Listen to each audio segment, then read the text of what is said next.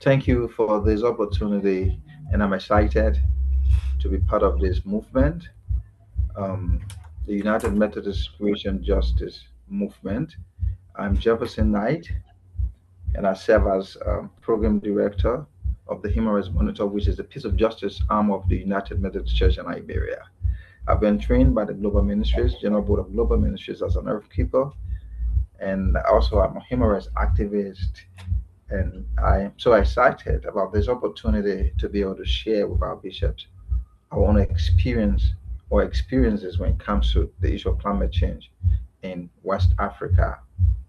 And so, growing up in native Liberia, central Liberia, my root is indigenous, and we have rivers that we went to. I mean, we play in the rivers, we bathe in the river, we caught fish from the rivers.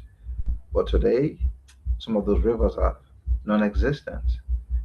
And why that happened is because of climate change. So going back to my village over 20, 30 years ago, after 20 to 30 years, those rivers are almost dry. It used to be like 50-50. The dry season, they were still around in dry season. The rainy season, you will see them flooded. But today, even the rainy season, you can hardly see them. The rainy season, because in Liberia we have two seasons. So what have been responsible for all of these changes? Based on research, based on learned and experience and education, is due to climate change. That is why the church needs to act and see how we can address this issue, this crisis. Now in Nigeria, for example, you find breaches, and it's part of my presentation, but no rivers any longer. They're completely dried. There's complete drought everywhere. Our parents, grandparents have farms.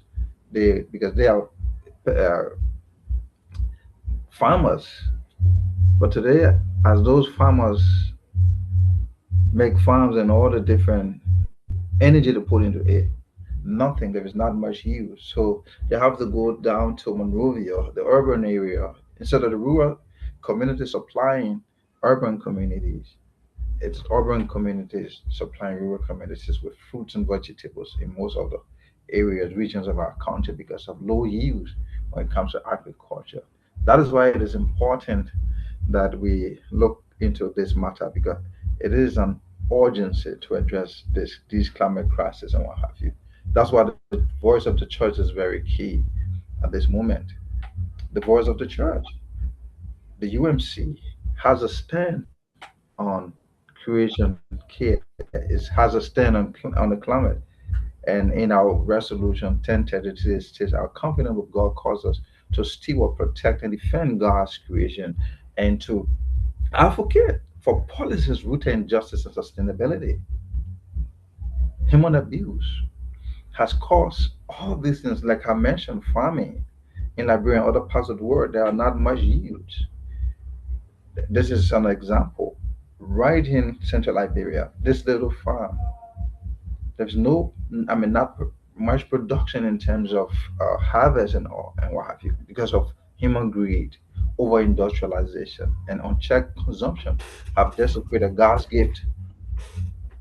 Unbridled burning of fossil fuels disrupts the delicate balance of Earth's natural systems that we talk about. The destruction of the ecosystems is a spiritual crisis, a violation of our covenant with the Creator, and a sin against future generations.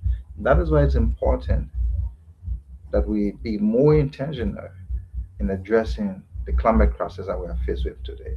Let us look at the moral paradox, the disproportionate burden, 10%, 10% of greenhouse emission. I mean, it's caused by developing countries, low wealth nations, like for example Africa or African nations, that are the least emitter of greenhouse gas, but yet then still suffer or experience over 80% of severe climate casualties, crop failures, like I talk about, and economic displacement and what have you. The need for us to act as a church to be more intentional. I know we've been acting, is now. Climate justice and the global south, the front line of destruction in developing nations across Africa, Asia, and the Pacific. Climate change is not a future threat, it is a daily catastrophe. Rising sea levels submerge coastal communities while erratic monsoons destroy vital agriculture. You see, this is just Claratown in Liberia. Flooding,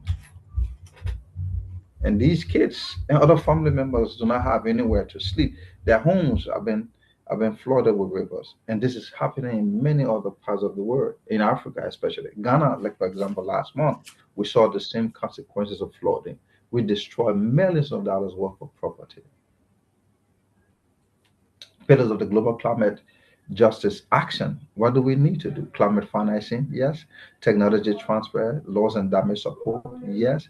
These are things we need to do. High emitting developed nations must fulfill commitments to international climate funds to support mitigation and adaptation in low income countries. Technology transfer, equitable sharing of green technology, renewable energy systems, and resilient agricultural tools or programs to accelerate sustainable development globally. This is important. Loss and damage support, re- providing direct compensation and humanitarian support to vulnerable communities experiencing irreversible climate loss and forced migration. These are things I think we need to do, pillars of the global climate justice action. This is key. This is key. The global responsibility gap, the historical greenhouse gas emission, 90% of cumulative global carbon dioxide comes from developed nations, while 10% of cumulative global uh, carbon dioxide greenhouse gas comes from developing nations, low wealthy country, and what have you. What are the primary driver for this? Look at the breach that we're talking about. Industrialization, high consumption, subsistence living in developed country, just subsistence living, and emerging markets. This is a bridge in Nigeria in Taraba State, and I was there uh, last year. This used to be a big river that the bridge is crossing over, but today there is no water, complete drought, and our people are suffering. The vulnerability and impact, high adaptation and financial capacity. Developed nations, they have it. What's about developing countries? Severe droughts, like I talk about flood, famine, sea rise, are destroying everything. Call to action for United Methodist bishops. The pastoral preaching and teaching proclaim creation care as an essential element of the Wesleyan holiness or holy living and disciple making across all annual conferences. The conference infrastructure. We need to appoint caretakers of God's creation, coordinators in every episcopal area, and implement local carbon footprint audits. Civic and policy advocacy. We need to use episcopal moral authority to pressure governments for full funding of international climate aid and just energy transition. Solidarity and divestment. We need to align conference investment with green energy and work in direct partnership with climate impacted sisters and brothers in developing nations. For such a time as this, will we answer God's call to defend Mother Earth and uphold climate justice? I think must. We must. Let us lead the flock of Jesus Christ in healing creation and loving our global neighbors. Our bishops, we hope that as a result of our presentation and as a result of the climate crisis that we face with, you will lend your voices, your prophetic voices to the fight against climate injustices and ensure that equitable transition of energy, renewable energy and technology, I realize, especially for developing nations.